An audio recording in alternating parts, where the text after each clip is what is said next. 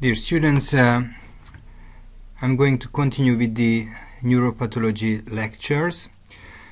I'm going to narrate the lectures delivered by Professor Béla Iványi 2 years ago in spring 2018, and I'm going to add some more detailed description and comments on the pathological pictures and images of diseases, because this is going to be some sort of replacement for the organ demonstrations as well, which cannot take place in these times of the coronavirus pandemic.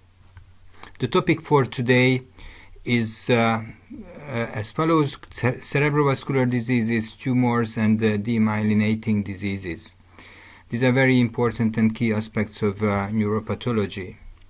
So, to start with cerebrovascular diseases.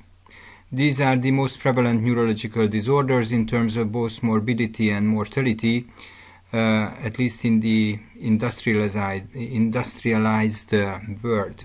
The classification of cerebrovascular diseases includes the two major types of cerebrovascular accidents: the strokes, including the hypoxic ischemic insult due to impaired perfusion, so the ischemic stroke, and the hemorrhagic stroke due to non-traumatic vessel rupture.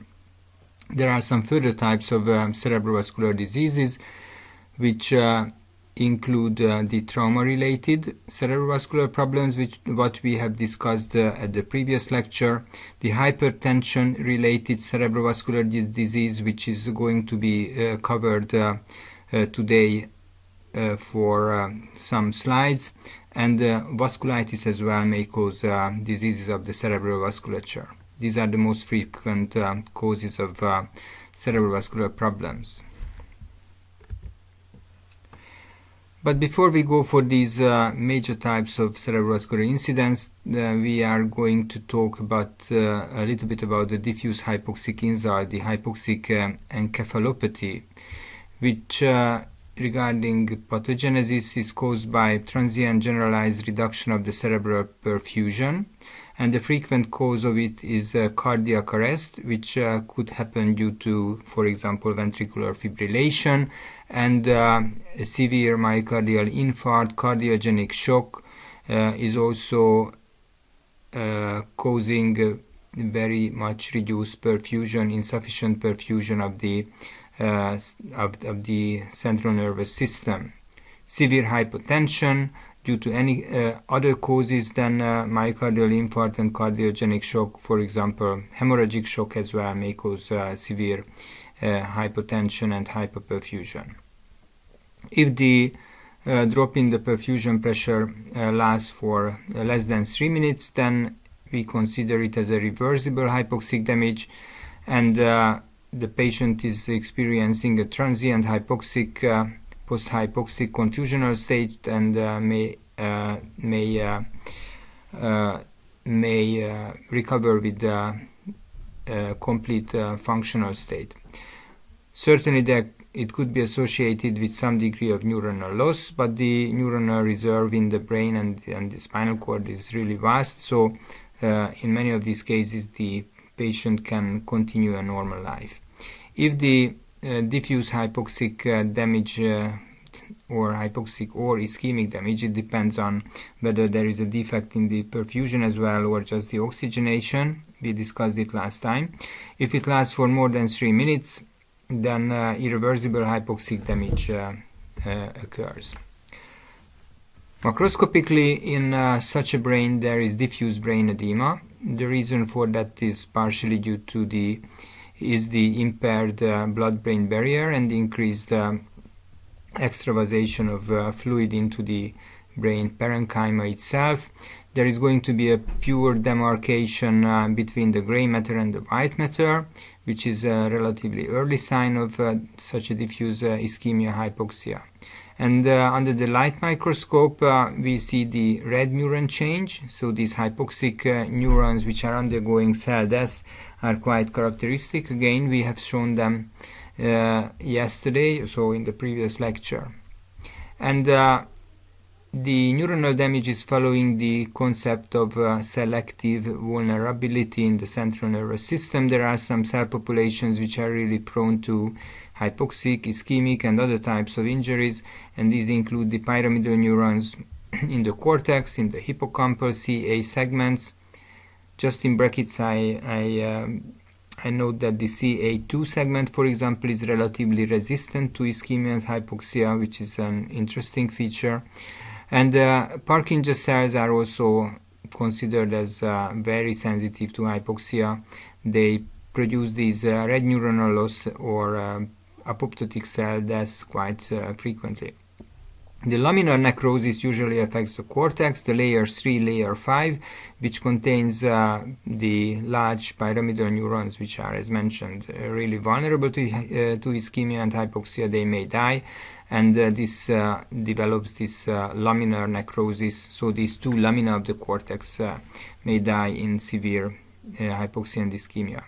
Another type of infarct due to poor perfusion is the border zone infarct. I mentioned it in the previous lecture that the most distant part of the blood supply territories of the arteries of the brain in the hemispheres, these are the anterior, middle, and posterior cerebral artery. So these most remote parts of the blood supply territory, in the case of low blood pressure or low oxygenation, they have and experience severe hypoxia and ischemia, and necrosis in those areas may occur, whereas in parts of the brain which are close to the mainstream of the blood, closer to the major branches of the supplying blood vessels, they can survive the hypoxic ischemic period. What are the clinical consequences? If there is widespread neuronal damage, especially if it is affecting key areas such as the brainstem or the motor cortex, then the patient may die. So patients who survive may remain deeply comatose. They may stay so in a persistent vegetative state for long, and or meet the criteria for brain death. And these patients are potential donors for organ transplantation. Obviously, not always and not necessarily all organs are suitable for transplantation. For example, in the kidney, acute tubular necrosis may be very severe, therefore making the organ unsuitable. However, in some cases, the lung or the liver may be still suitable for transplantation. So the criteria for being brain dead is very complex. There is always a committee who establishes the patient's brain death state. There are several criteria, and the anesthetics and intensive care department is going to provide more details on that in your future studies in years to come. But in brief, there is an electric defect, electrophysiological defect, which is characterized by the isoelectric EEG consistent with diffuse cortical injury. There must be signs of brainstem damage with absent reflexes, and respiratory lack of spontaneous respiration, plus absent cerebral perfusion. So if these key criteria, which are very finely tuned and regulated, and has to be assessed before the patient can be declared brain dead, and the organs can be released for transplantation. So what we have discussed so far are the global ischemia and hypoxia, but what is occurring more frequently is the focal ischemic insult. So in the pathogenesis of the focal ischemic insult, the two major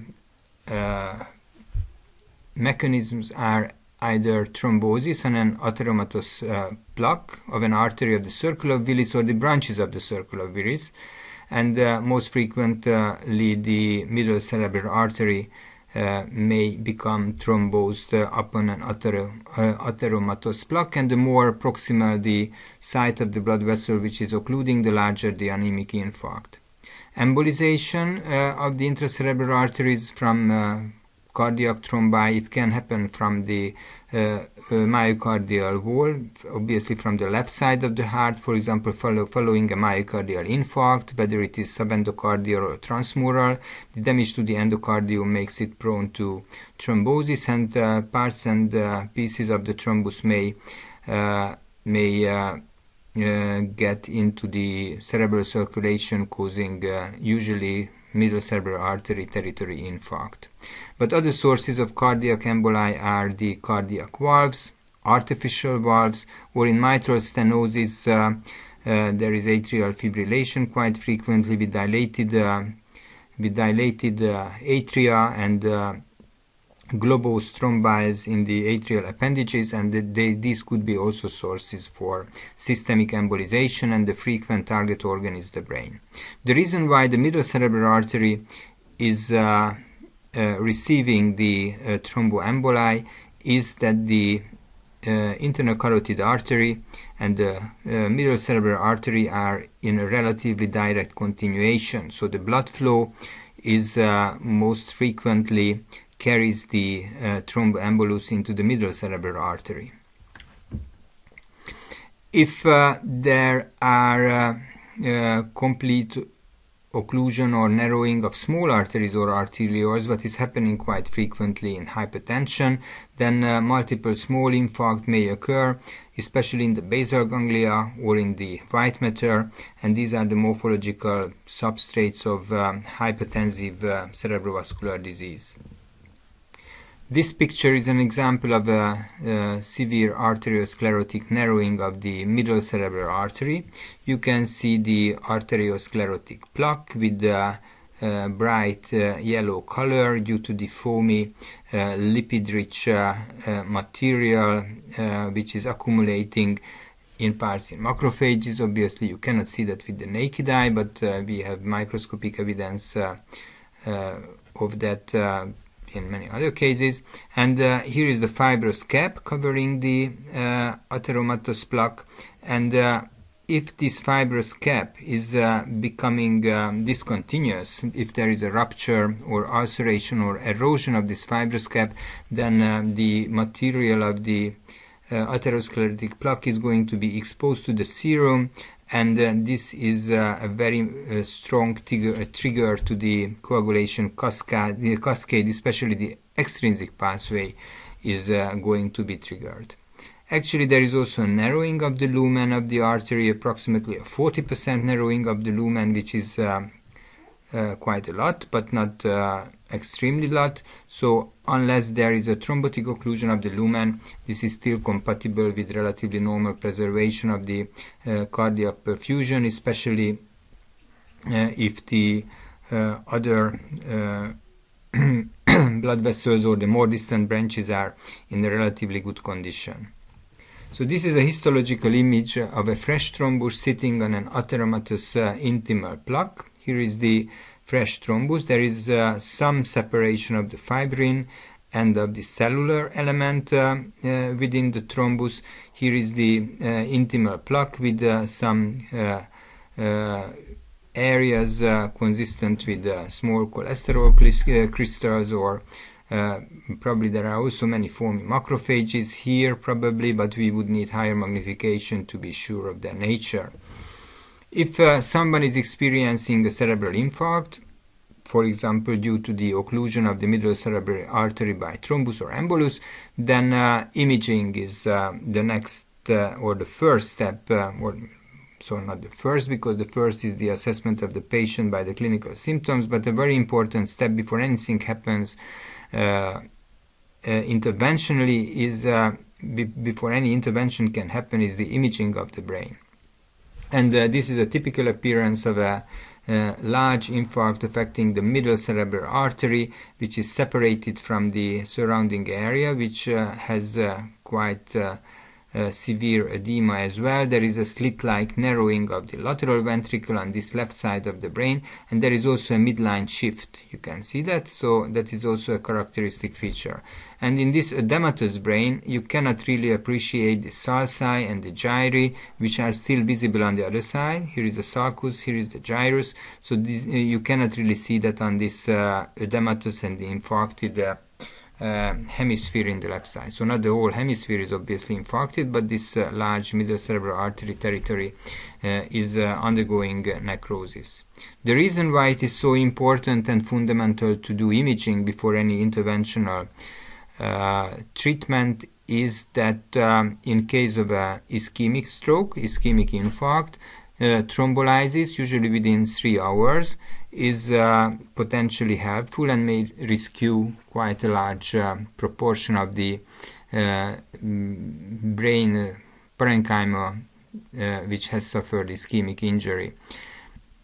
Whereas if the patient had a hemorrhagic stroke, cerebral hemorrhage, then thrombolysis and antithrombotic treatment could be lethal, because that is further increasing the bleeding and the size of the hematoma, and the patient is at even greater risk of dying due to increased intracranial pressure and herniation. So this is a difference between rescuing the ischemic tissue and we compare it with cardiology. We know that if someone is having a myocardial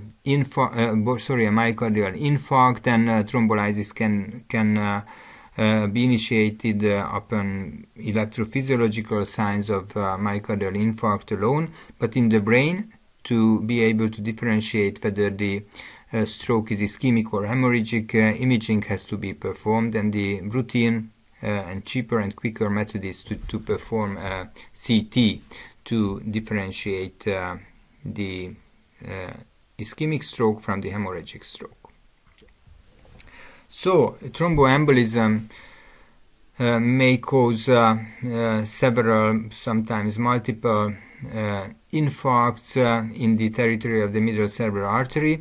The reason is that it may happen that consecutive multiple small thromboemboli are causing these ischemic lesions. Therefore, they could be of variable stage and size. And here in this particular case, we see also hemorrhagic transformation of the ischemic infarct, which is possibly so we don't know.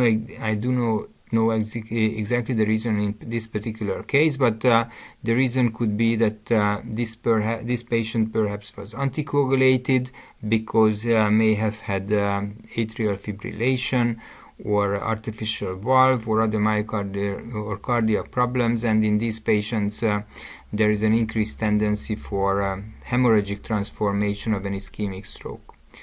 This hemorrhagic transformation may also occur following thrombolysis of a routine stroke. This is, as said, affecting mainly the middle cerebral artery territory in this left hemisphere, but is also present in the anterior cerebral artery blood supply territory, because what we see here, the superior frontal gyrus, that part of it is actually supplied by the anterior cerebral artery. So some of the thromboemboli did end up in the anterior circulation.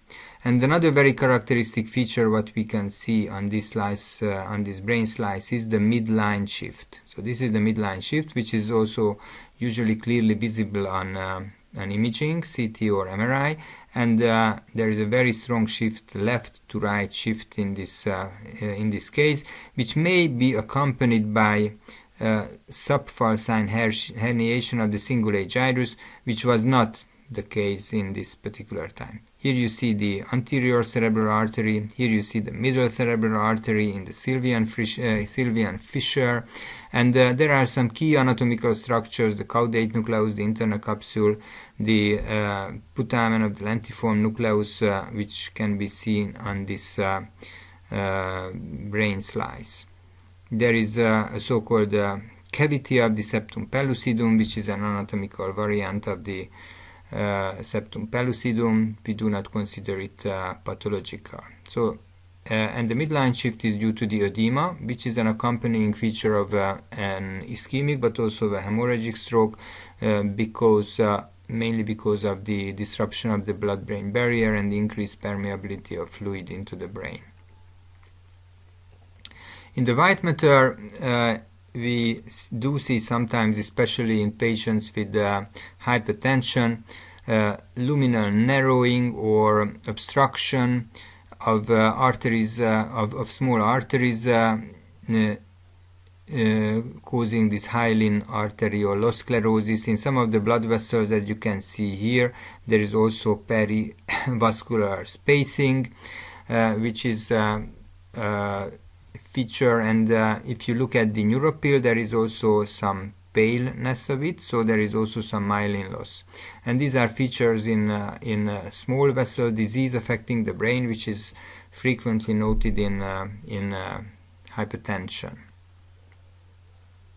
So the thrombosis of the middle cerebral artery is causing cerebral infarction, and here are some key features of the middle cerebral artery infarction. This artery, the MCA, is the abbreviation, supplies the motor cortex, the sensory cortex, so this means the precentral and the postcentral gyrus anatomically, the internal capsule with all these motor tracts, and most of the basal ganglia. And the ischemic necrosis of the structures is leading to contralateral hemiparesis and hemisensory loss of the face, upper and lower extremities, and this is requiring prolonged bed rest, or the patient is becoming bedridden, and the complication of long-standing bed rest is at risk, so the patient may develop infections, urinary tract infections, respiratory tract infections like urocystitis, ascending pyelonephritis, bronchopneumonia. They may develop pressure sores, deep vein thrombosis, and the consequent pulmonary thromboembolism. So all these problems may then be important in causing the death of the patient. The good news is that the occlusive thrombus evolves rather slowly. From the onset of early symptom, there is an approximately 3-hour window to perform the thrombolysis, but as I mentioned, first it has to be clarified whether the stroke is an ischemic stroke or a hemorrhagic stroke. You will learn more about these features in neurology, but in brief, the early symptoms of ischemic stroke are face dropping, arm weakness, speech difficulty, slurred speech. If you ask the patient to smile, you can see one side dropping. If you ask the patient to raise both arms, so one of the arms is drifting downwards, or if you ask to repeat the sentence, then you may experience the blurred speech, and if these are the features, then that's a real medical emergency. Ambulance has to be called and the patient delivered to a neurological center, to a stroke center, where the assessment can be continued, whether, as said, it's very important to elaborate whether it is ischemic or hemorrhagic stroke, whether it is possible to perform thrombolysis, and the quickly evolving edema, increased intracranial pressure, possibility of herniation has to be prevented by intensive care treatment and acute neurological interventions.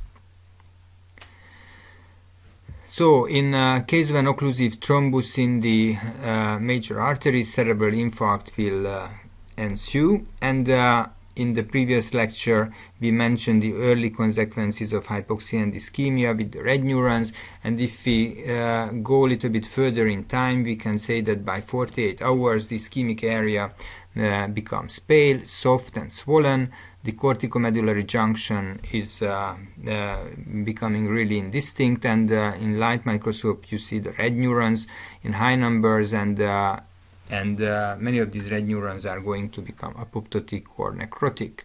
From day 2, the ischemic area undergoes colliquative necrosis. Usually it's a wedge-shaped, white-yellowish area. Later it is becoming more sort of yellow because of the breakdown of the lipid contents and the presence of the foamy macrophages, which are phagocytosing these myelin breakdown products. So most of these phagocytic macrophages are derived from the periphery, monocytes which are originally generated in the bone marrow. They get into the brain through the leaky blood-brain barrier. They differentiate into macrophagic phenotype, and they can phagocytose the myelin breakdown products, and these are the so-called foamy macrophages. And at the edge of the lesion, especially later, astrocytes are going to become very numerous, and these reactive astrocytes are important to demarcate the lesion, and from week 3 a glial scar is going to develop. Later on, these macrophages, the foamy ones, are going to disappear, most of them, and actually a cyst is going to be left behind of the brain infarct several months and years later, and these cysts can persist in the brain forever. So this is an appearance of a cerebral infarct in the middle cerebral artery territory. Here you can see the infarct with this yellowish, whitish areas with irregular borders surrounded by edematous areas, also affecting the head of the caudate, so you can always compare with the contralateral side, and with in this case relative sparing of the globus pallidus as well. And there is also some blurring of the gray and white matter. You can always compare it with the contralateral slide. Here you can really not appreciate the demarcation between the cortex and the white matter as much as you can on the other side. So these are the appearances of a relatively fresh infarct in the brain, and if you put that under the microscope, you see these huge numbers of foamy macrophages which then phagocytose and remove the myelin debris. If there is thrombosis of the internal carotid artery, and this is accompanied by widespread and severe arteriosclerosis of the circle of Willis and the main branches, then due to the low perfusion, cerebral infarct occurs. However, if there is minimal arteriosclerosis in these areas and the collateral circulation is good, there is no severe consequence. It's important to remind ourselves that the brain has 4 major arteries supplying the brain with blood, the 2 internal carotid arteries and the 2 vertebral arteries.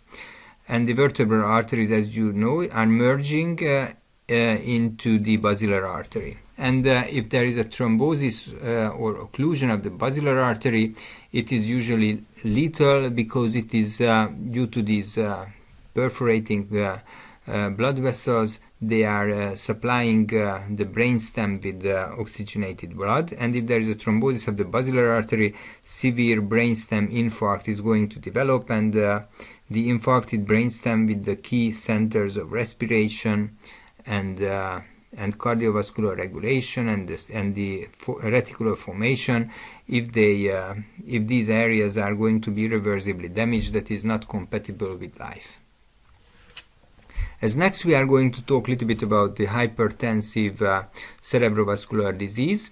In a previous slide, we already have seen this hyaline arteriolosclerosis, the small vessel disease, which is leading to small infarct. And these small infarcts are called lacunes or lacunar infarcts, and this may cause the so-called status lacunaris, or in English lacunar state, when multiple cavitary lesions in a size between 3 to 15 millimeters are seen. Those ones which range up to 1.5 centimeters, that is usually the largest dimension, the 1.5 centimeter, and they are usually slit-like lesions, because a spherical or globose lesion like that is beyond the size of a lacunar infarct. But if it is a lengthy structure, I'm going to show some in the next picture, then you can still call that a lacunar infarct.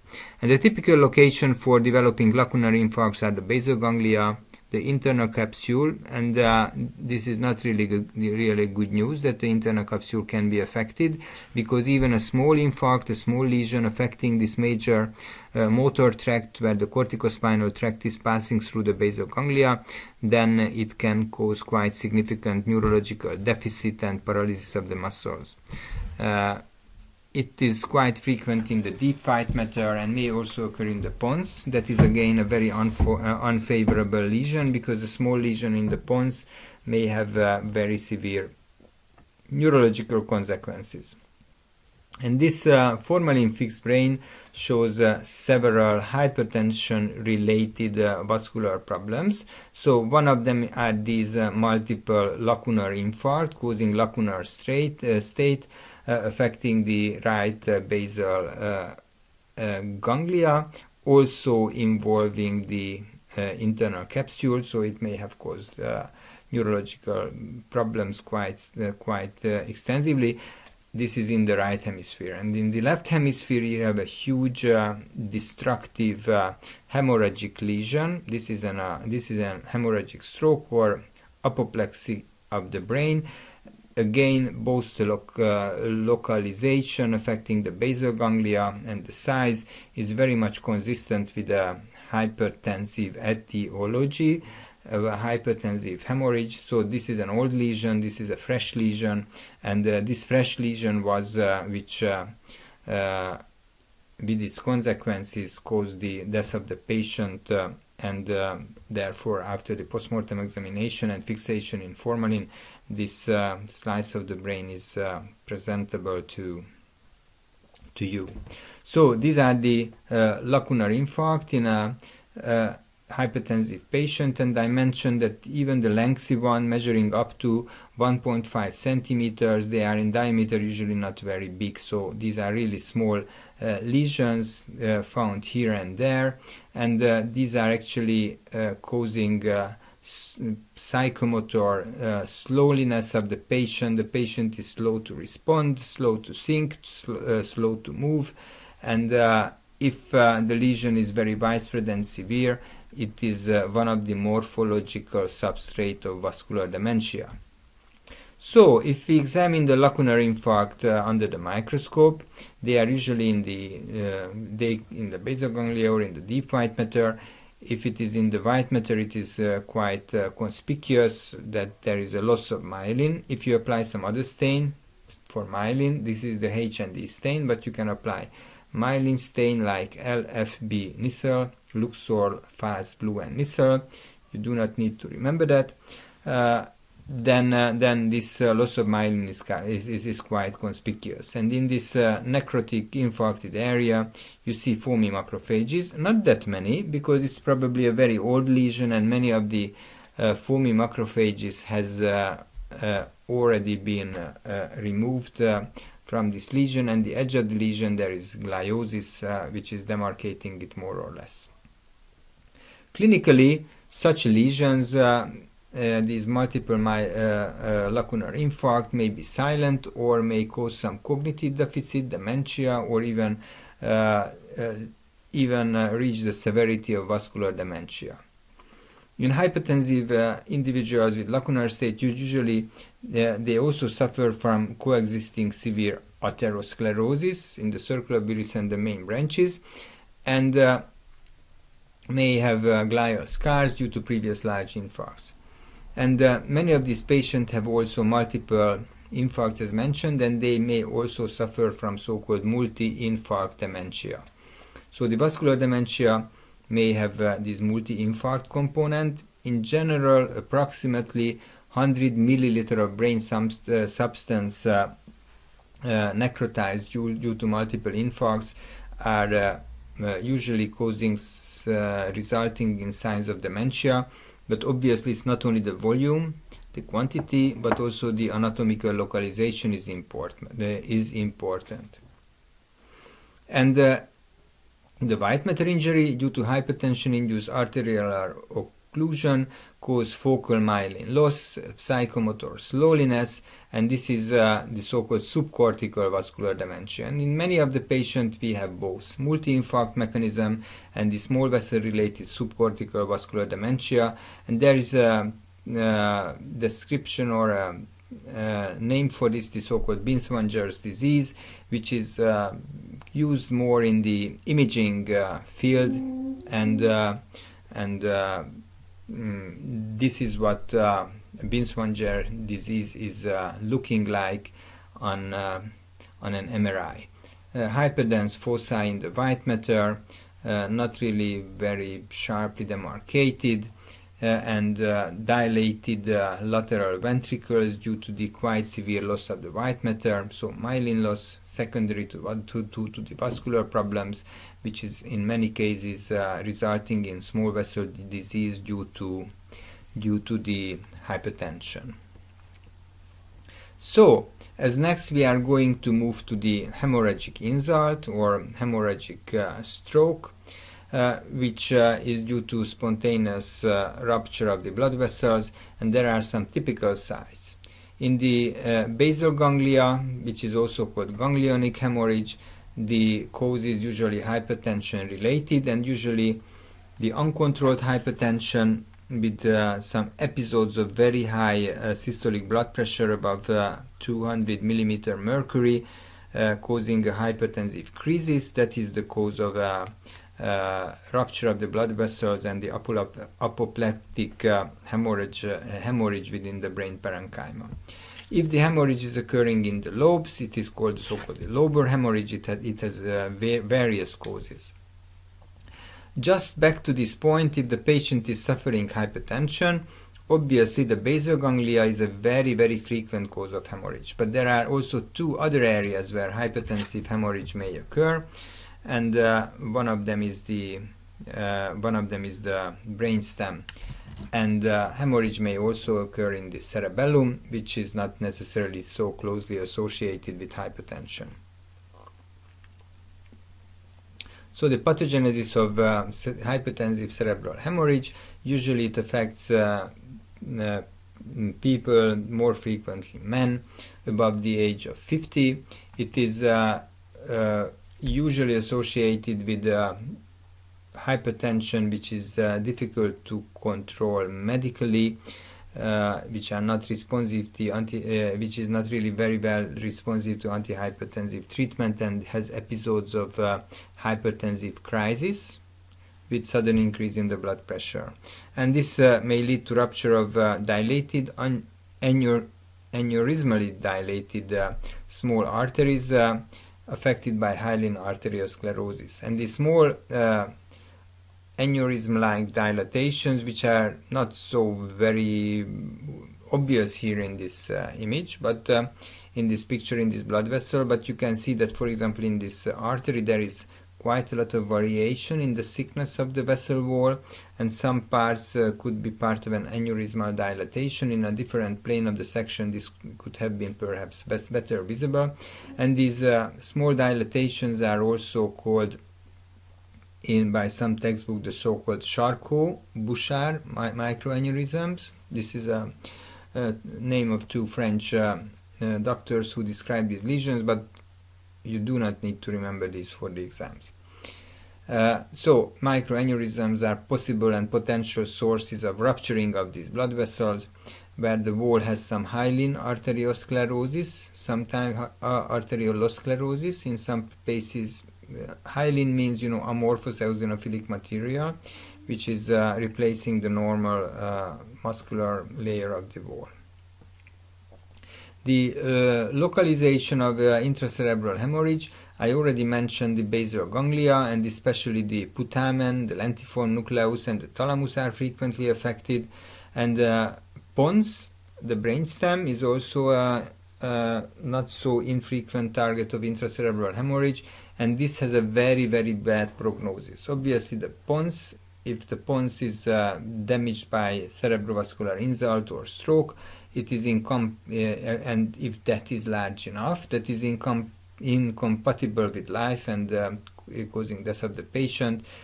This is the same consequence as what is happening when there is a thrombosis of the basilar artery leading to necrosis or ischemic infarct of the pons. If there is a hemorrhage, the end result is going to be the same, the death of the patient. 10% of these intracerebral hemorrhages are usually in the cerebellum, and if it is in a more distant or quiet parts of the cerebellar hemispheres, then apart from some problems with balance, the patient is usually doing quite well.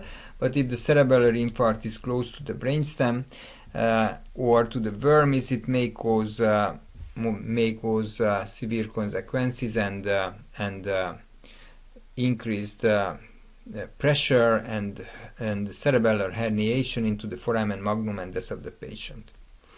If the blood is extending into the ventricular system, that is called hemocephalus or internal hemocephalus, and if an intracerebral hemorrhage is accompanied by hemocephalus, that is inevitably carrying a much poorer prognosis of the patient. Brain swelling is usually accompanying the hematoma, so that is another component of the contributing to the increased intracranial pressure and making the herniation more likely. Here is a fresh hematoma which destructs the putamen and large parts of the white matter. There is a bit of midline shift, what is happening due to the space occupation in this part of the brain. And this is also damaging the internal capsule. Therefore, this patient had very severe neurological deficits, and the patient died, as we can see it from this brain slice. So, as mentioned already, it is important to do imaging before anything being done in a patient with, so interventionally anything done in a patient with stroke, and this is how an intracerebral hemorrhage looks like, which is, as opposed to the CT image of a brain infarct, is this very whitish appearance, whereas the infarct is sort of darkish appearance. And this hematoma has also extended into the intraventricular space, causing internal hemocephalus, which is again a very bad prognostic sign. And this is a postmortem material when there is internal hemocephalus. This is the fourth ventricle. This is the cerebellum with the vermis. This is the so-called arbor vitae-like structure of the vermis. Here is the pons, medulla oblongata. Here you can see a little bit of the midbrain, substantia nigra, and this is the cerebellar peduncle. And what is important, that fresh blood is filling the fourth ventricle, and actually it is also extending into the external CSF space, causing a subarachnoidal hemorrhage due to the extension of the intracerebral bleeding into the external CSF space. What are the clinical pathological correlation? Usually a hemorrhagic stroke is characterized by sudden onset, hemiparesis, hemisensory loss, so one half of the body, usually the contralateral side, is experiencing problems of movement of the muscles and sensation, and the raised intracranial pressure is an important contributor to loss of consciousness. So death is quite frequent, and if hemocephalus or herniation occurs, then death is almost inevitable, affecting altogether 40% of the patient. In general, we can say that hemorrhagic stroke, as opposed to ischemic stroke, the brain infarct, so the hemorrhagic stroke is carrying a much higher mortality rate. It is a more severe condition. Fortunately, hemorrhagic stroke is much less frequent than ischemic stroke. So approximately 85% of strokes are ischemic strokes, and 15% of strokes are hemorrhagic strokes. Although they are not so frequent, they are much more frequently lethal. In survivors, complications of prolonged bed rest occur within the first 4 weeks. as I already mentioned, these consequences, and these were lectures also in the first semester. So if the patient survives the first 4 weeks, which is an important milestone, then the hematoma is resolved and slowly going to be resolved, replaced by glial scar, and usually there is going to be a cavity, and in the wall several hemosiderin-laden macrophages may occur, and there is usually a slow improvement of the neurological deficits as well. So the lobar hemorrhages, so the hemorrhages not affecting the basal ganglia or the brainstem, are usually multiple, and they have no or much less frequent association with hypertension, and the possible causes include thrombocytopenia or hematological malignancies like blastic crisis in leukemia. Vasculitic conditions may also result in hemorrhages because those blood vessels with inflammation in the wall are more prone to rupture. Cerebral amyloid angiopathy, when amyloidogenic peptides, very similar to those present in Alzheimer's brain in the parenchyma, may be deposited in the meningeal and cortical blood vessels, and this results in weakening of the vessel wall, and these blood vessels are much more prone to fracture and bleeding. And here is an example of multiple hemorrhages in a brain with blastic crisis of lymphoma leukemia, and you see these multiple hemorrhages here and there in several parts of the brain. Here is the frontal pole, here is the occipital pole, and this is the cerebellum with the brainstem, and this is an example of multiple hemispheric hemorrhages. Last time we already mentioned subarachnoid hemorrhage due to traumatic brain injury, when we mentioned that rupture of blood vessels including the circle of Willis and the main branches, or intracerebral hematomas extension into the subarachnoid space may occur in trauma. However, in non-traumatic condition, the most frequent cause of non-traumatic subarachnoid hemorrhage is rupture of berry aneurysms or arteriovenous malformations. And these berry aneurysms are very peculiar structures. These are the sac-like dilatations of the arteries and of the circle of Willis and the main branches, and this is a typical location for this, the anterior communicating artery. They are several millimeters or even centimeters in diameter, and especially the larger one, and especially those ones which do not undergo spontaneous thrombosis inside, are prone to rupture, and then the result is subarachnoid hemorrhage. So these are from the textbook some description of the typical locations. As mentioned, the most frequent location is at the bifurcation of the anterior communicating artery and the anterior cerebral artery, and there are also some other locations where it may happen. They are usually frequented branching points of the blood vessels where endothelial damage and wall weakening is occurring more frequently. In this radiological image with angiogram, so with contrast material in the blood vessel, we can see two aneurysms, berry aneurysms. One is corresponding to this one in the anterior circulation, and there is another one in the middle cerebral artery, and both of them are really prone to rupture. At light microscopy, at the neck of the aneurysm, the muscle wall and intimal elastic lamina are absent, so it means that there is some structural abnormality also in the blood vessel wall. And in the wall of the sac, the intima is thickened and hyalinized, and there are some weak parts of this aneurysm which are really prone to rupture. They spontaneously and usually slowly grow over several years, and if they reach the size of more than 1 centimeter, then there is a high risk of rupture and subarachnoid hemorrhage. And this subarachnoid hemorrhage is usually due to rupture preceded by an acute increase in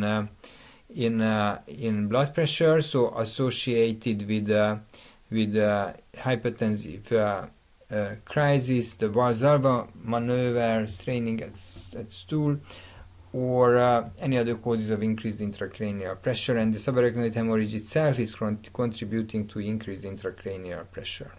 This is a very severe excruciating headache, rapid loss of consciousness, and this is a real medical emergency. This is an example of a berry aneurysm which has ruptured, and here, especially in the base of the brain, caused this thick, fresh subarachnoid blood, and unfortunately the patient died. It is often lethal because the massive bleeding which is causing increased intracranial pressure, it may lead to herniation, and it is frequently associated with edema. Those who survive, a relatively early complication, couple of days after the bleeding, is the vasospasm in the distal arteries due to the release of iron-containing free radical, which may cause massive infarction. And late, when the hematoma is going to organize, hydrocephalus may develop because the foramina of the Luschka and the Majandi may be obstructed due to the organization of the hematoma. Possible therapeutic intervention is the clipping of the aneurysm by neurosurgical intervention, which is a very heroic and sometimes successful intervention to stop the source of the bleeding. And the second possibility is a neuroradiological procedure when with catheterization from the arterial site. Usually the femoral artery is the site of entry. A catheter is going to be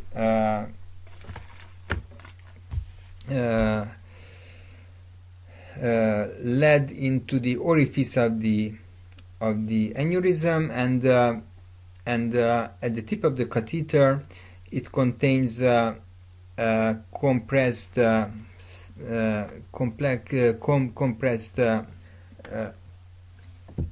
wire-like small structures which actually could fill the lumen of the aneurysm, therefore block the bleeding. So that is a interventional radiological approach which is quite difficult to achieve. Arteriovenous malformations, they are also possible sources of subarachnoid bleeding. Arteriovenous malformations are actually, on macroscopy, as you see, a network of worm-like vascular channels. On microscopy, these are blood vessels of irregular size and shape. Sometimes it's very difficult to distinguish whether these are capillaries, veins, venules, or arteries. And these are really very prone to ruptures. And if they rupture, they may cause bleeding into the brain parenchyma, or so they may occur exclusively within the brain, but sometimes these are blood vessels in close vicinity of the subarachnoid space, therefore may cause also subarachnoid hemorrhage. Unfortunately, it occurs also quite frequently in the younger generation, in adolescents and young adults, and it is the arteriovenous malformation itself is usually a cause of seizure disorder, epilepsy, even without rupturing. But if it is causing intracerebral or subarachnoid hemorrhage, it's a potentially lethal complication of this condition. The next major topic is these tumors of the brain. Tumor pathology is one of the most important part of neuropathology.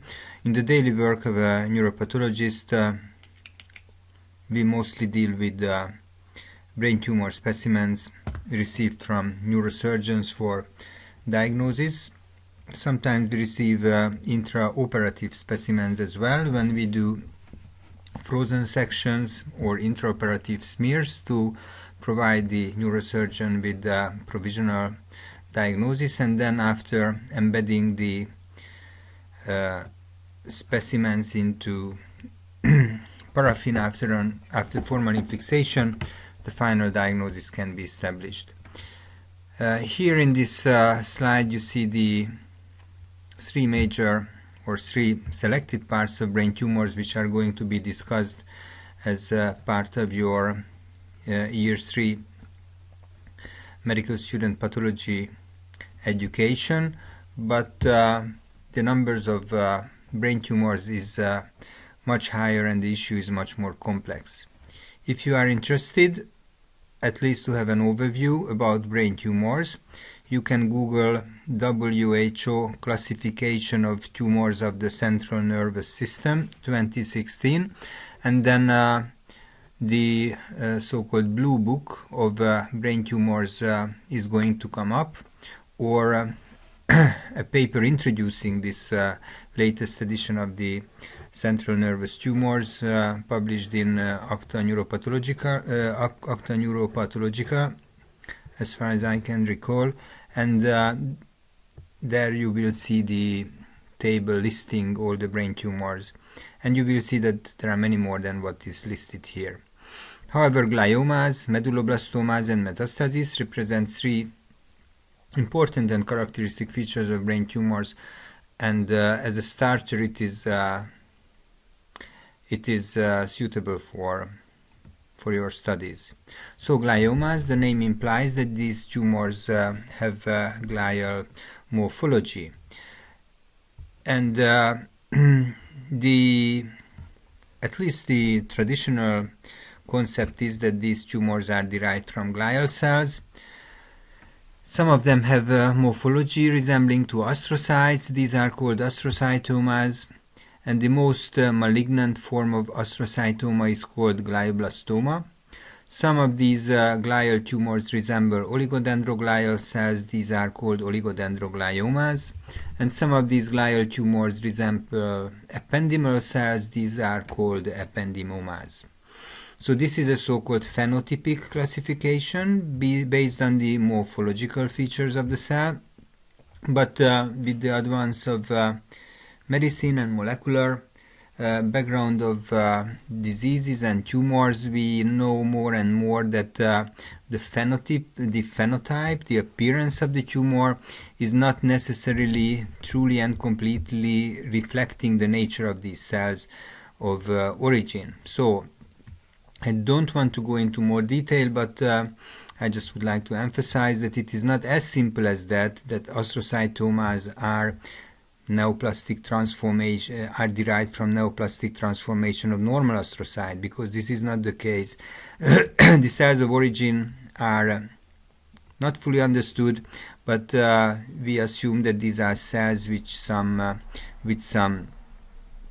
stem cell characteristics, which then can differentiate into different lineages, and therefore they may display different morphologies, and then they can be classified according to these phenotypic features. On light microscopy, we can grade tumors according to the pleomorphism of the cell, the atypia of the nuclei, and there are 4 WHO grades for brain tumors. Grade 1 is the benign one, and grade 4 is the most malignant one.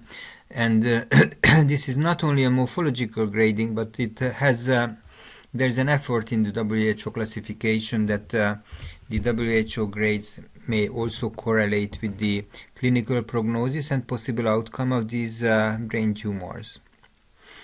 The immunohistochemical features are also important, and if we talk about glial tumors, then the key marker, what is worth also remembering for medical students, is the so-called GFAP or GFAP, which is the abbreviation for glial fibrillary acidic protein, which is positive in all glial tumors, in astrocytomas, glioblastomas, oligodendrogliomas and ependymomas.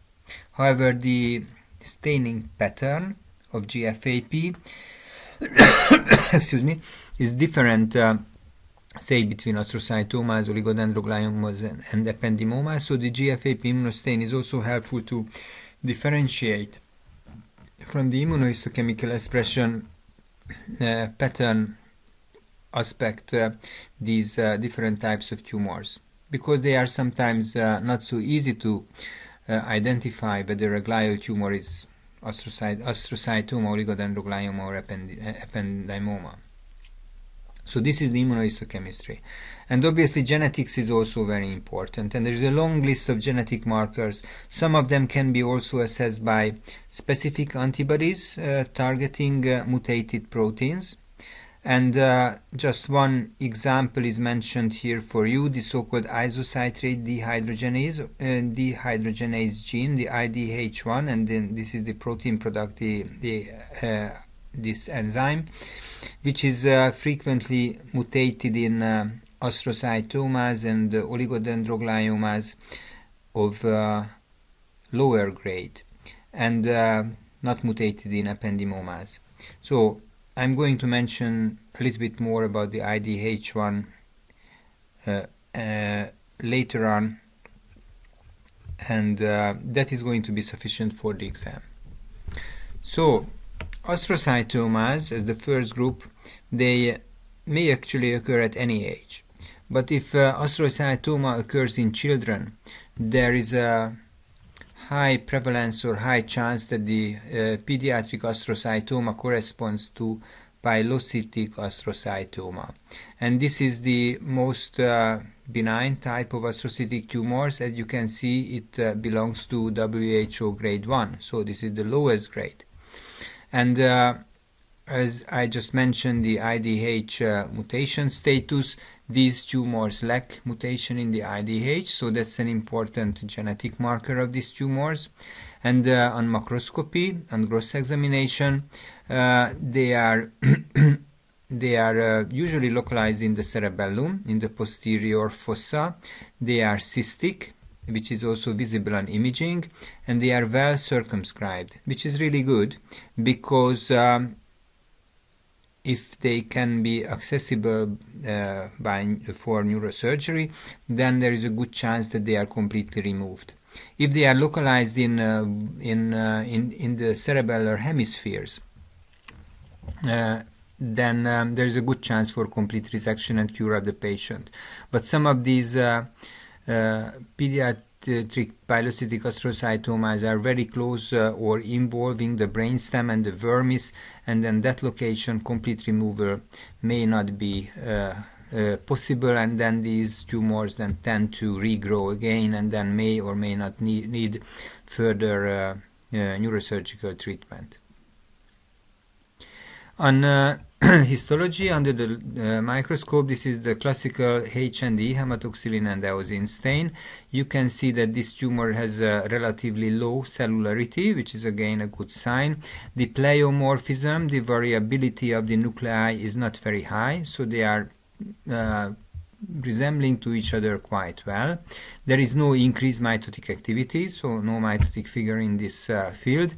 And the name pilocytic is derived actually the word pilum, which is, hair in Latin, and it implies that some of the tumor cells have very thin bipolar processes, like here, for example, this is a nice pilocytic cell.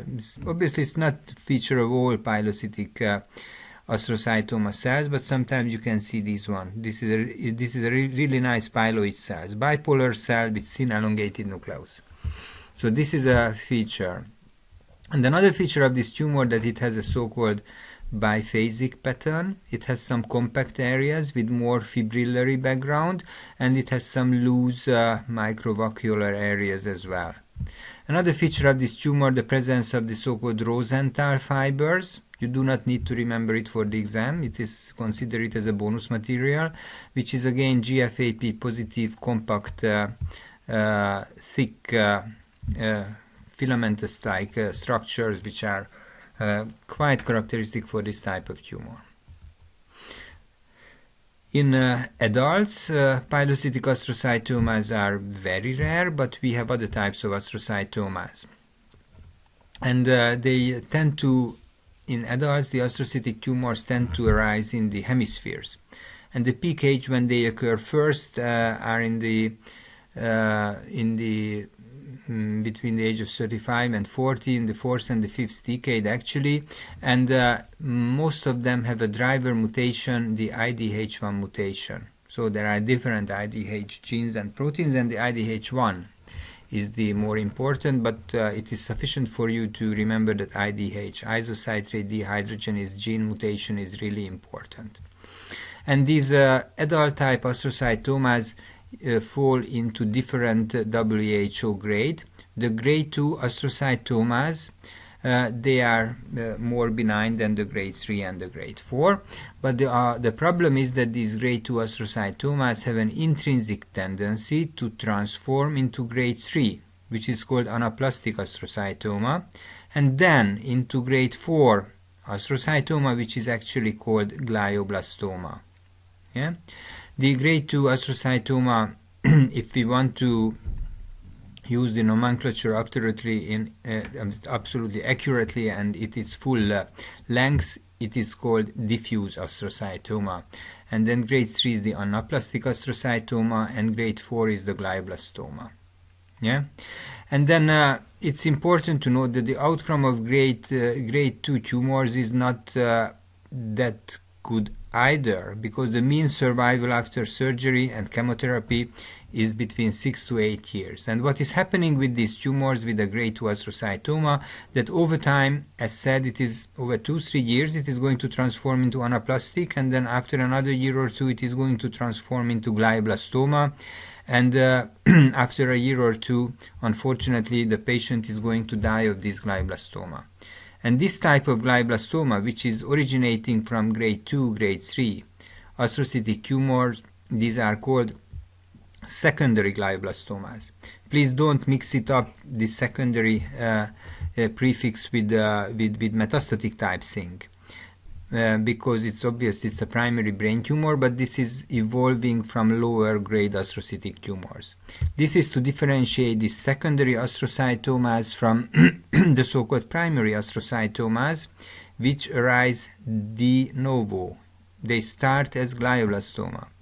And these de novo or primary glioblastomas are more characteristic of the elderly population above the age of 60 and 70, whereas this secondary glioblastomas, as it is noted here, is more characteristic of the middle-aged population. So this is a characteristic feature of a grade 2 fibrillary astrocytoma. Relatively low cellularity, a little bit more than what we have seen in the pilocytic astrocytoma of the childhood. With this low magnification, it's more difficult to appreciate the cellular characteristics, but the pleomorphism and the heterogeneity is not that high. This tumor has a fibrillary background. We call it glial fibrillary background. The blood vessels are thin and delicate, and there is no evidence of endothelial hyperplasia, and there is no evidence of glomeruloid structures. I mention these because in higher grade tumors these features may come up in blood vessels and are important. And this is the IDH1 immunohistochemistry, where this antibody is specifically targeting the mutated IDH1 protein, which is characteristic for this tumor. And this grade 2 astrocytoma is positive with IDH1. This is an important immunohistochemical marker. We are not going to talk about the grade 3 anaplastic astrocytoma, which is a more cellular, more pleomorphic variant of the same tumor, still positive with IDH positive, but IDH1 positivity. But now we move to glioblastoma, which is a grade 4 tumor. It's a very malignant tumor. Unfortunately, this is the most common glioma. This is unfortunately a pretty frequent tumor. The peak is in the 50s, 60s, 70s of the patients, and as mentioned, 10% of them develop from IDH mutant astrocytomas. Whether they can arise from oligodendroglioma or not, it is highly debated, but the current concept is that oligodendroglial cells, oligodendrogliomas, do not tend to progress into glioblastoma. So better to stick to the concept that astrocytoma, grade 2 and 3 evolves into glioblastoma, and this oligodendroglioma precursor tumor is rather questionable. And 90% of those glioblastomas arise de novo, from the very beginning they start as glioblastomas, and these tumors are IDH wild type. They do not show the classical mutations of isocitrate dehydrogenase. So by immunohistochemistry, these tumors are negative. They are not staining brown with the antibody what I have shown here, with the grade 2 astrocytoma, with the 90% of GBMs. The abbreviation of glioblastoma is GBM actually. They are so-called de novo glioblastomas, IDH1 negative.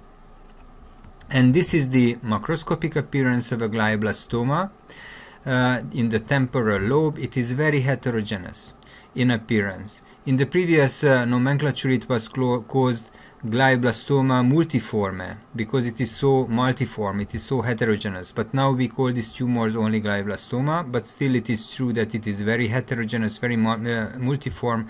Also the macroscopic appearance with the hemorrhagic lesions, these yellowish areas are necrotic fields, the grayish is the tumor mass, and the border is indistinct. This tumor is very infiltrative in the surrounding brain parenchyma. And this is a very classical appearance of a glioblastoma arising from the frontal lobe. Probably this is the right hemisphere, probably from the right hemisphere, and this picture shows you how infiltrative this tumor is, because this glioblastoma has spread through the corpus callosum to the other part of to the other hemisphere of the brain, causing this so-called butterfly tumor. This is the typical butterfly tumor of glioblastoma, which is also visible on imaging. So on imaging you can see also this, you can appreciate this butterfly appearance, and on the macroscopy you still see the hemorrhages, the necrosis, the grayish areas, and the whole infiltrative pattern of the tumor. So this is the problem with the related to the infiltration, that these tumors cannot and can never be completely resected because of this infiltrative pattern. And if you look down this tumor under the microscope, you see an absolutely different landscape from the lower grade astrocytomas. What I have shown you, the diffuse astrocytoma or the pilocytic astrocytoma, is very cellular, so there is high cellularity. There is great variability of the nuclei, so nuclear pleomorphism, increased nucleocytoplasm ratio, mitotic figures. Here is, for example, one mitotic figures. Here is a necrosis, which is also a characteristic feature of this tumor, and you see this microvascular proliferation with endothelial hyperplasia. So that is also a hallmark of this tumor, and this is a very characteristic feature of glioblastoma. When you see these small necrotic areas, they sometimes are very irregular. We call them geographic necrosis, and at the edge of the necrosis you see some relatively regular arrangement of the tumor cells, which is called palisading, or some neuropathologists call it pseudo-palisading, so quite regular arrangement of these tumor cells at the edge of this ischemic lesion, which is a really hallmark feature of glioblastoma. And this is the other quite apparent feature, is the glomeruloid microvascular proliferation with endothelial hyperplasia. This really looks or resembles quite a lot to a glomerulus from the kidney. You see these hyperplastic endothelial cells, which is very tortuous and forming these glomeruloid structures, and in the background you see the tumor cells, and the tumor has this fibrillary background. The glial fibrils are quite evident within the lesion. So it is hypercellular, it has a frank anaplasia, numerous mitosis, necrotic foci surrounded by palisading of tumor cells, and vascular proliferation frequently forming the glomeruloid structures I have just shown you. The median survival after surgery, radiotherapy, chemotherapy is unfortunately rather short. In the IDH wild type, which is the so-called secondary glioblastoma, which is evolving from grade 2, grade 3 into the grade 4 glioblastoma, is sorry, I have to correct myself. The IDH wild-type glioblastoma, which is a feature of the glioblastoma in elderly, which is arising de novo without precursor tumor lesions, the median survival is 15 months. Whereas in the IDH mutant glioblastomas, which, as I already explained, is arising from grade 2 astrocytoma to anaplastic astrocytoma grade 3, and finally arriving to grade 4 IDH mutant glioblastoma, the average or the median survival is 13 months, which is really, unfortunately, very poor. So we have to depart from the astrocytic tumors of a phenotype, and then the next tumor type to discuss is the oligodendroglioma. This is a grade 2 tumor. However, oligodendroglioma also has a higher grade counterpart, which is called anaplastic oligodendroglioma. It is not, if you don't know it for the exam, it is not the end of the world, but for the sake of completeness, I mentioned that oligodendroglioma is the grade 2 tumor, and the more malignant part of this tumor is called anaplastic oligodendroglioma, grade 3. Fortunately, it is not so frequent. It is arising in middle-aged adults, usually in the cerebral hemisphere. It looks like well circumscribed on imaging and at surgical operation. However, this tumor is also infiltrative. So at the microscopic level, like in the astrocytic tumors, except the pilocytic astrocytoma, which is really circumscribed, but this glioma is also, although looks with the naked eye circumscribed, actually it is infiltrative. Calcification, which is microcalcification, I am going to show you histology next in a minute.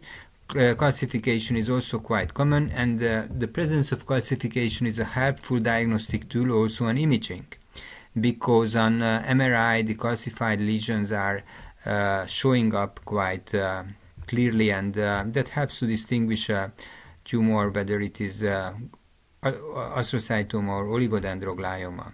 The molecular profile, IDH mutation is a typical feature, and in addition 1p19q chromosomal co-deletion. Now it is really important to establish the diagnosis. We cannot call a tumor oligodendroglioma unless we can identify 1p19q co-deletion, so combined whole arm losses of 1p and 19q, and the method to detect 1p19q co-deletion is the fluorescent in situ hybridization called FISH, the FISH method. Yeah, the prognosis is better than for astrocytomas, and these tumors can stay quite long, grade 2, and the differentiation into anaplastic oligodendroglioma may occur later or very late, actually, in some cases. So the prognosis is more favorable, and there is a bit more scope for targeted therapy. So, and oligodendroglioma, this is how it looks like under the microscope. So the reason why we call it oligodendroglioma, because these cells with a round nucleus very much resemble the normal, or to some extent resemble the normal oligodendrocytes in the white matter, and these round nuclei are surrounded by a clear halo, which is actually a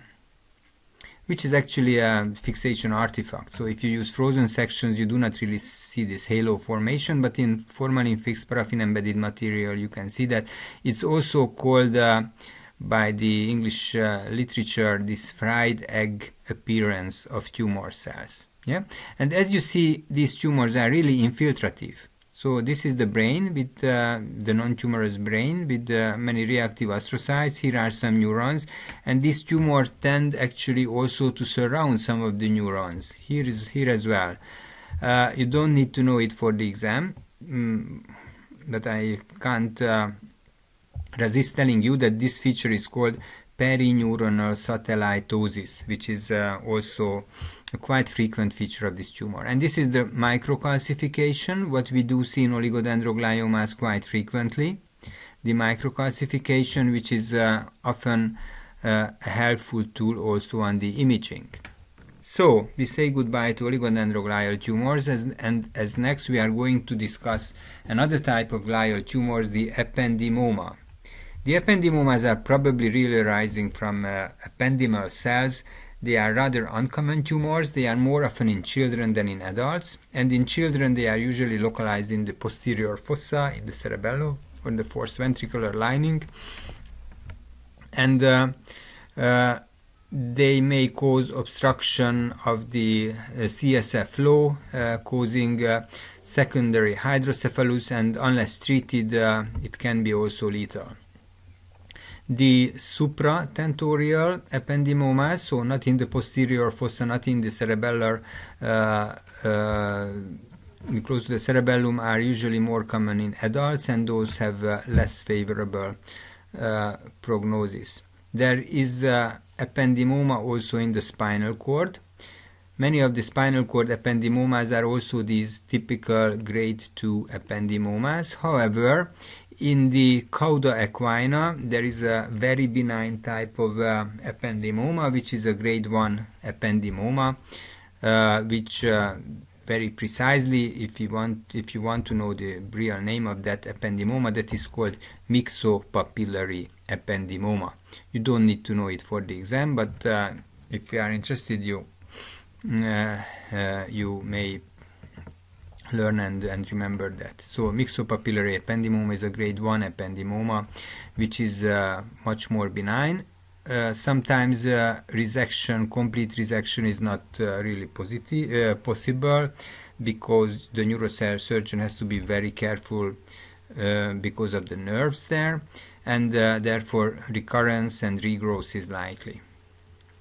So the next type of tumor that we are going to discuss is the medulloblastoma. It is a grade 4 tumor. It's a high-grade tumor, and therefore it is considered a malignant tumor.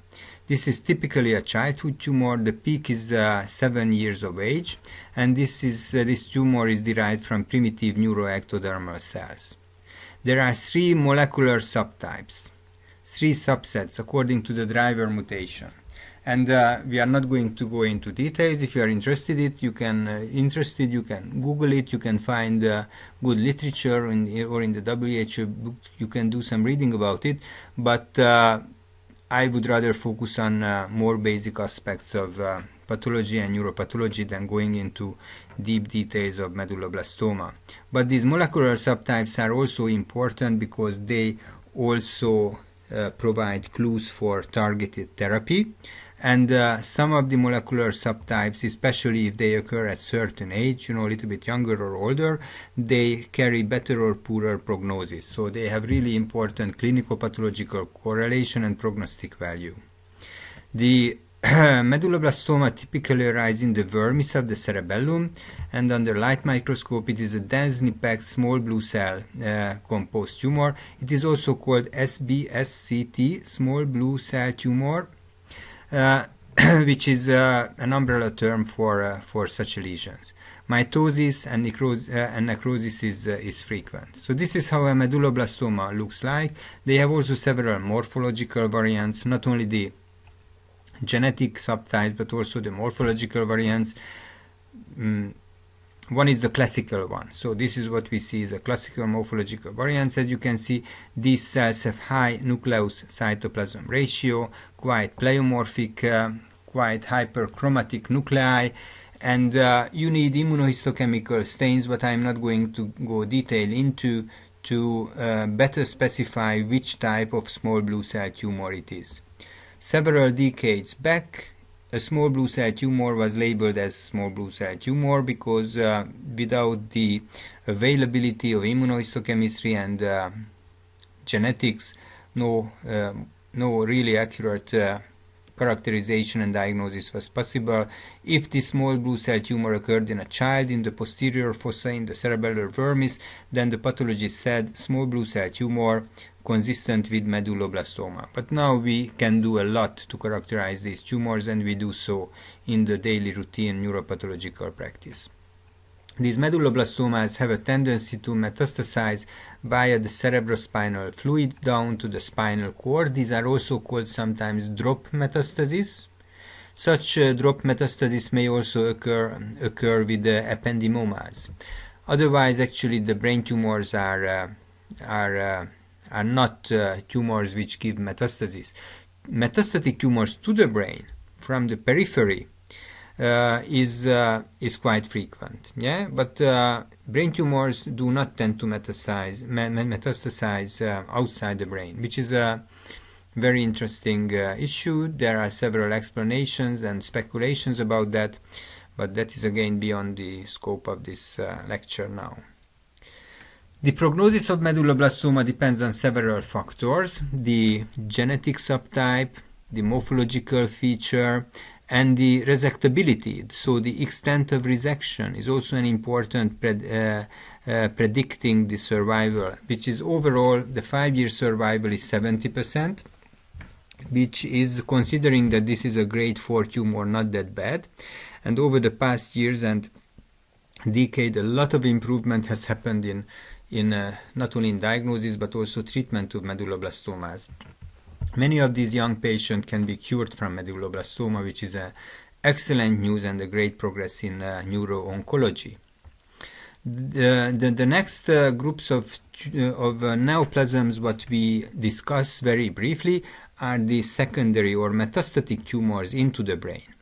So metastatic carcinomas account for approximately 50% of all intracranial tumors. So the brain is a very frequent site of metastasis, and there are some organs which have tumors with an increased tendency to metastasize to the brain. And you should note at least lung cancer, breast cancer as two tumors which really very frequently give metastasis to the brain. The melanoma is another one which really often gives metastasis. If the melanoma is spreading, almost always ends up also in metastasis to the brain, and the metastatic melanoma to the brain is very frequently closely related to the death of the patient, because melanoma is a highly vascularized tumor, and metastatic melanoma often has these immature blood vessels which rupture, which cause then actually a hemorrhage from the metastatic tumor, which could be lethal. Renal cell carcinoma and other different types of kidney cancers and GI tract tumors like stomach, colon, rectum may also give metastasis to the brain, but overall actually nearly all types of tumors, but much lesser frequency, can end up in the brain. And this is an example of a cerebellar metastasis of a small cell carcinoma of the bronchus, bronchial small cell carcinoma. This is again a so-called SBCT, small blue cell tumor. Yeah, and unless we do the homework of immunohistochemical and or genetic characterization, we cannot really pin down that this is a tumor originating primarily from the lung. Here you see the cerebellum with some reactive changes. It happens quite often that the first presentation of a tumor is metastasis to the brain. In the daily neuropathological diagnostic routine, we regularly receive brain tumor specimens of metastasis when the primary tumor is unknown. And we perform different immunohistochemical stains, genetic tests, and then we can usually establish a list of probability or rank of probability where the primary tumor could be, and then further investigations could be done in those organs. Here the cerebellum is not absolutely normal. For example, there are not many Purkinje cells seen. There is some compression atrophy and ischemia, but obviously the major problem in this patient is the metastatic tumor. Here is an other example, a macroscopic example of tumor metastasis in a very bad location in the cerebellar vermis. And this is a metastatic tumor of breast cancer, and this patient died, closely related to the metastatic disease. That's why we can present for teaching purposes the specimen here. And this is a relatively well circumscribed tumor, and we know that the patient had breast cancer, and it was the autopsy which disclosed the primary tumor. which just highlights the importance of breast cancer screening, because ideally, normally, it should not happen that breast cancer is an autopsy diagnosis. And this happens, fortunately, very rarely. That's why we present this case, because this was an example of this sad scenario when the breast cancer was diagnosed only post-mortem, and the metastasis to the central nervous system was the first evident sign of this tumor, unfortunately too late. The clinical symptoms of brain tumors. So, brain tumors, they are growth within the nervous system, therefore they are space-occupying lesions, and they are accompanied, so they occupy space on itself because of the growth of the tumor cells. But they are also accompanied by peritumoral brain edema, and may cause compression, destruction, depending on the localization. There is often accompanied by loss of motor function, sensation, and epileptic fits, seizures are also pretty important. It happens very often that the first presentation of a tumor within the brain is the epilepsy. If someone is having an epileptic fit without history of so-called primary epilepsy, so in a non-epileptic patient, a sudden epileptic fit is unfortunately frequently the presentation of a tumor in the brain, whether primary or metastatic. Tumors can cause obstruction of the cerebrospinal flow, which is then causing hydrocephalus. Some of the tumors, especially the highly vascularized one like malignant melanoma metastasis, may cause sudden hemorrhage, which then causes acute increase in the intracranial pressure. And I already mentioned that brain tumors do not metastasize, and the exception is the Medulloblastomas, which give drop metastasis within the CSF, but not typically outside of the brain. And here is an imaging appearance of a glioblastoma, which is a destructive mass surrounded by this, it is a so-called ring-enhancing lesion, surrounded by this ring enhancement, and outer this ring you see this more darker area of cerebral edema, and within the lesion you see necrotic areas. These are compatible with necrotic areas of a glioblastoma, and there is also some midline shift. You can see that the tumor is causing, due to its space occupation, some midline shift. So the finished now the tumors from within the brain, parenchyma, but there are also tumors within the skull arising from the dura, or actually from the coverings of the brain, intracranial nerves, peripheral nerves as well, and neural crest derived cells. And we are going to discuss some of these tumors very briefly. If you look up the WHO classification of nervous system tumors, you see that there is a much wider variety of tumors, but we are going to focus some typical and frequent examples. So meningioma is the one. These are usually solitary single tumors, but they can be multiple. The peak age is 50 to 70 years of age. They are more common in women. One reason can be that meningiomas usually express progesterone hormone receptors, and these tumors are attached to the dura.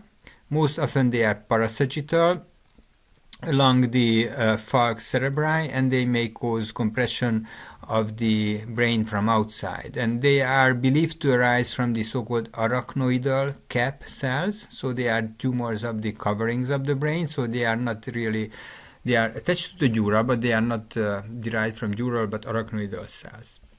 This is a very typical example of a parasagittal meningioma. Here is the falx cerebri, here is the meningioma. This was most likely an incidental finding at autopsy. This is a small lesion.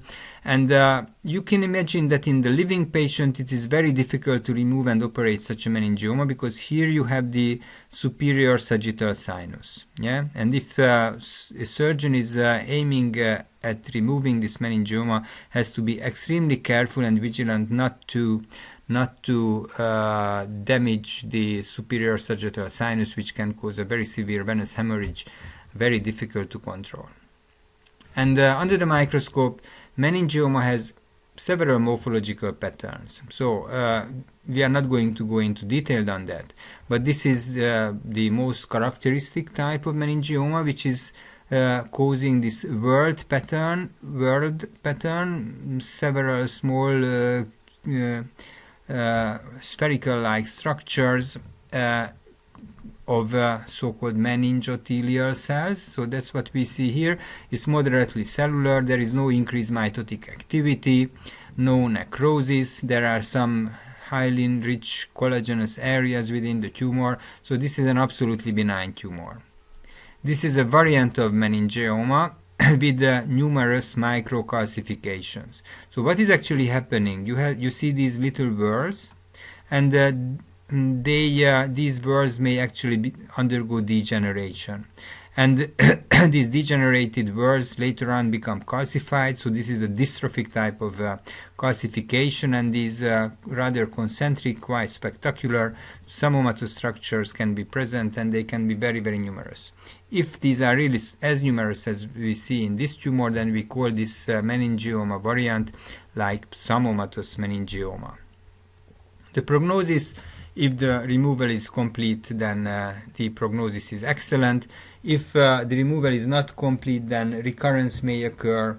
And sometimes the meningioma has a bad anatomical location, not only the close vicinity to the superior sagittal sinus, but sometimes they are very close to the brainstem, or in the cerebral pontine angle. They are in a location where surgery is very difficult due to the presence of cranial nerves or the brainstem, and those meningiomas have they have less favorable prognosis. So the next tumor to discuss is the Schwannoma. Schwannoma is a peripheral nerve sheath tumor. Yeah, it's a benign tumor. It's a grade 1 tumor, and they may be associated with intracranial nerves, peripheral nerves as well. And a quite typical location is the cerebellopontine angle, when they are attached to the vestibular branch of the 8th cranial nerve, and this is called acoustic neurinoma, because neurinoma and neurilemoma, or neurinoma and schwannoma, these are actually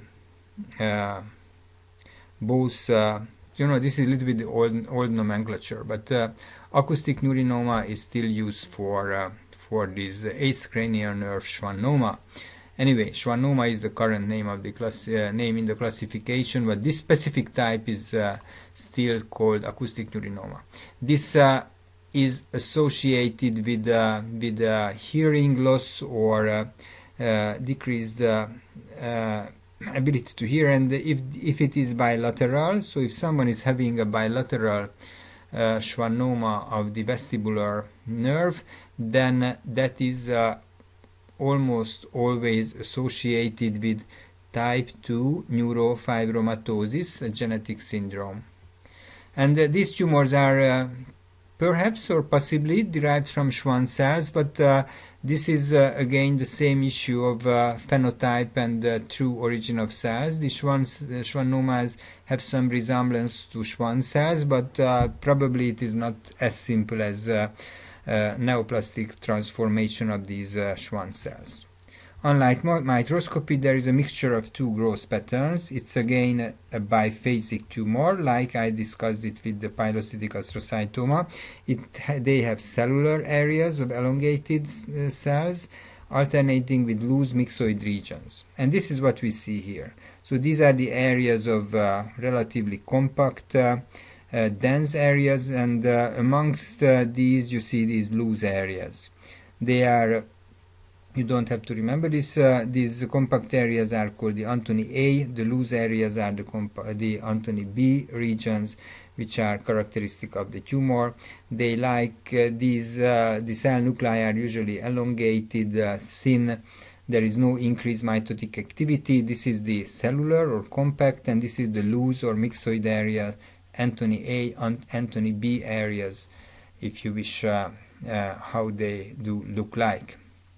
So the clinical features, they have several features which are usually related to compression of the affected nerves. They may have tinnitus, affecting the vestibular nerve, and different and sometimes variably changing and intertwining sounds like ringing, hissing, static, and so on. But at the end, they may cause also hearing loss. If the tumor is larger than 2.5 centimeter in diameter, it is very difficult to remove them without causing some damage to the facial nerve and acoustic nerve. So surgery is very challenging for these tumors. And finally, we are going to mention some neural crest derived tumors like the neuroblastoma. This is a highly malignant childhood tumor, overall highly malignant, but again, neuroblastomas over the recent years have been subtyped according to the mutational profile, genetic features, and also morphological features, and the age of onset is also important. So therefore, the prognosis and outcome of neuroblastoma depends on several factors: genetic, morphological, age-related, therapy response, and so on. But overall, we still consider it as a malignant tumor. And in some of the cases, fortunately, the patient can be cured and it has good prognosis, but in many of the cases, the prognosis is very poor. They arise in the adrenal medulla or anywhere along the sympathetic chain.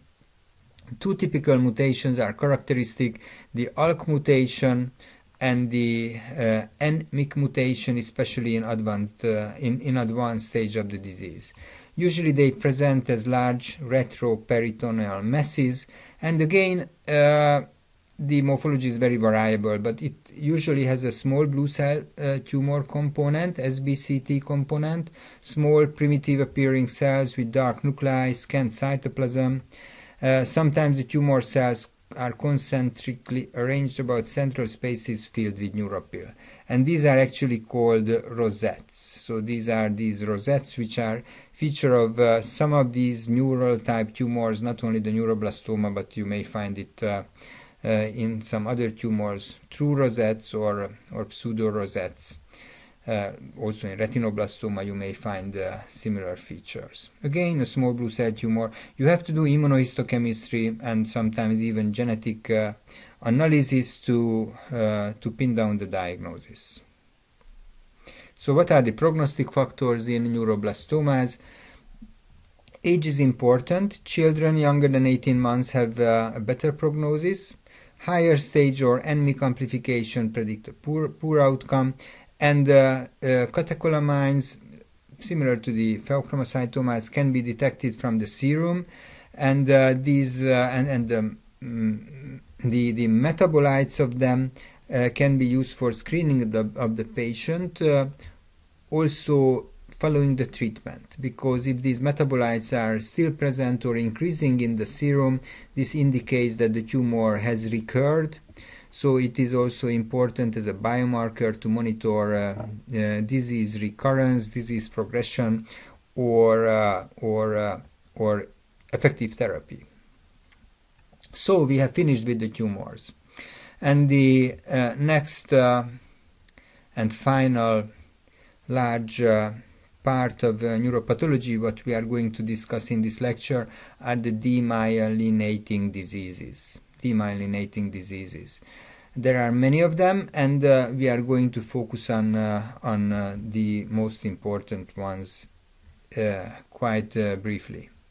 In the central nervous system, as a background information to recap, axons and dendrites are ensheathed in myelin, with myelin, formed from folds of oligodendrocyte cells, cell membranes. So the oligodendrocyte and the myelination is very important, and myelination is really key to protect and insulate neuronal processes, especially axons, which allows rapid transmission of electrical impulsions, the action potential along the axon. We all know that myelinated axons deliver the information much quicker with this saltatorical conduction than unmyelinated fibers. So myelination is very important, and everything can go wrong, so myelination can also go wrong. So myelination, so the The etiology and the differential diagnosis can be established due to immunological, viral, and chemical mechanisms, and the analysis of them. Overall, demyelinating diseases have the common feature of destruction of the myelin sheath. The axons remain preserved for relatively long. So if we have a demyelinating lesion, we usually perform axonal stains as well, and myelin stain, and if the myelin is lost and removed usually by macrophages, but the axons are preserved, that is a clue for having a demyelinating lesion, and not, for example, a infarct or a stroke which is destructing both the axons and the myelin. So we are going to touch upon three important diseases: multiple sclerosis, which is a relatively common disease, and two rare diseases: acute encephalomyelitis and central pontine myelinolysis. The multiple sclerosis has an interesting geographical distribution. It is high in countries with moderate or cool climate, like Northern Europe, Scandinavia, and it is has rather low incidence in the tropics.